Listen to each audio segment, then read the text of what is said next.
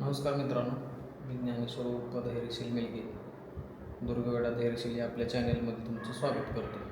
तर सध्या आपण पाहताय की मोहरमचा महिना चालू आहे. या मोहरमच्या महिन्यामध्ये जुलूस निघतात म्हणजे काय, तर आपल्या जशा मिरवणूक असतात तसे ताजे मिरवले जातात. ताज असतो का नाही, तो खलिफाच्या डोक्यावर जो ताज असतो ते एक प्रतीक म्हणून ते ताज मिरवले जातात, ताजे. तर खलिफा म्हणजे कोण, आधी हे सगळ्यात आधी सांगतो. खलिफा म्हणजे इस्लाम धर्माचा प्रमुख, म्हणजे देवाचा प्रेषित, म्हणजे भगवंताचा प्रेषित म्हणजे खलिफा. आणि त्या खलिफाची सत्ता संपूर्ण इस्लामी जगतावर चालत असायची. आणि ह्या खलिफा पदासाठी मोहम्मद पैगंबरांच्या मृत्यूनंतर खूप मोठा सत्ता संघर्ष झाला होता. आणि त्या सत्ता संघर्षात मोहरमच्या महिन्याचं रहस्य दडलेलं आहे. तर व्हिडिओला सुरुवात करूया, डायरेक्ट मुद्द्यावर येतो. तर विषय असा, मोहम्मद पैगंबरांच्या नंतर इस्लामी जे गट होते त्यामध्ये 2 गट पडले.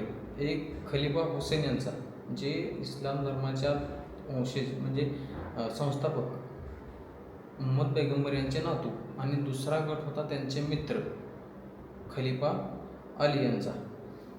तर यात पहिल्यांदा खलिफा अली यांना पद देण्यात आलं. खलिफा ते झाल्यानंतर त्यानंतर अनेक खलिफा झाले. त्यानंतर खलिफा हुसेन यांना पद देण्यात आलं. पद दिल्याच्या नंतर जेव्हा एका यजीद नावाचा जो शासक होता, सध्या त्याचं राज्य म्हणजे आत्ताच्या भौगोलिकदृष्ट्या बघितलं तर ते इराकमध्ये येतं. त्या इराकमध्ये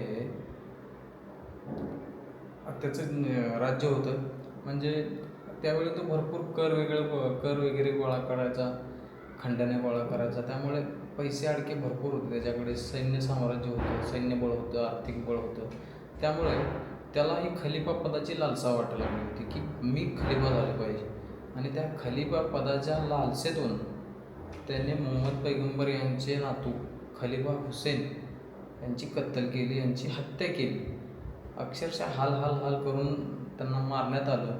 आणि त्यांच्या बलिदानाच्या स्मरणार्थ आपले मुस्लिम समाजातील लोक हा महिना मोहरमचा महिना म्हणून पाळतात.